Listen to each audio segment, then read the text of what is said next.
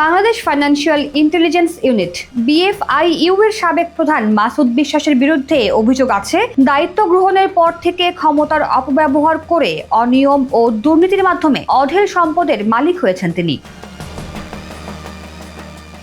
18 জানুয়ারি সকাল 11টার দিকে মাসুদ বিশ্বাসকে গ্রেফতার করেছে দুর্নীতি দমন কমিশন। তাকে গ্রেফতারের নেতৃত্ব দেন দুদকের উপপরিচালক মোহাম্মদ গুলশান আনোয়ার প্রধান। দুদকের উপপরিচালক ও জনসংযোগ কর্মকর্তা মোহাম্মদ আক্তারুল ইসলাম এই তথ্য নিশ্চিত করেছেন।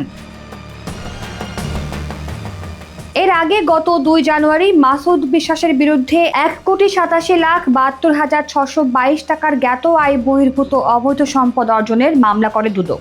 একই সঙ্গে মাসুদের স্ত্রী কামরুন নাহারেরও জ্ঞাত আয় বহির্ভূত সম্পদ অর্জনের অভিযোগে তার সম্পদ বিবরণী তলব করা হয়েছে। দুদকের কাছে জমা হওয়া অভিযোগ অনুযায়ী স্কাই ক্যাপিটাল এয়ারলাইন্সের বিমান কেনায় বড় ধরনের অনিয়ম থাকলেও ঘুষের বিনিময়ে বিষয়টি ধামাচাপা দেন মাসুদ বিশ্বাস। NRB কমার্শিয়াল ব্যাংকের চেয়ারম্যান তমাল পারভেজের 5,000 কোটি টাকা লুটপাটের ঘটনাকে মানি লন্ডারিং প্রতিরোধ আইনের আওতায় না এনে সাধারণ পর্যবেক্ষণ হিসেবে দেখানোর অনুমতিও দেন তিনি। এছাড়া শেয়ার বাজারে অনিয়ম করে হিমিদ্রি লিমিটেডের শেয়ার মূল্য অস্বাভাবিকভাবে বাড়লেও আর্থিক সুবিধা নিয়ে ব্যাংক হিসেবে লেনদেন স্থগিতের আদেশ প্রত্যাহার করেন। কানাকা গ্রুপ, SA গ্রুপ ও আনোয়ার গ্রুপ জিনাত এন্টারপ্রাইজের অর্থ পাচারের অভিযোগ থাকা সত্ত্বেও ব্যবস্থা না নিয়ে সেসব ধামাচাপা দিয়ে বিপুল পরিমাণ সম্পদ অর্জন করেছেন।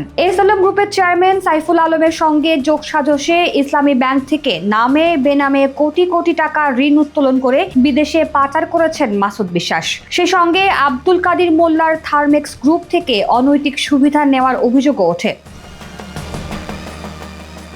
গত বছর অক্টোবরে BFIU এর সাবেক এই প্রধান কর্মকর্তার সম্পদের তথ্য চেয়ে যুক্তরাষ্ট্র, কানাডা, অস্ট্রেলিয়া, দুবাই, মালয়েশিয়া ও সিঙ্গাপুর সহ 11টি দেশে চিঠি দেয় দুর্নীতি দমন কমিশন। তার দেশ ত্যাগেও নিষেধাজ্ঞা জারি করা হয়।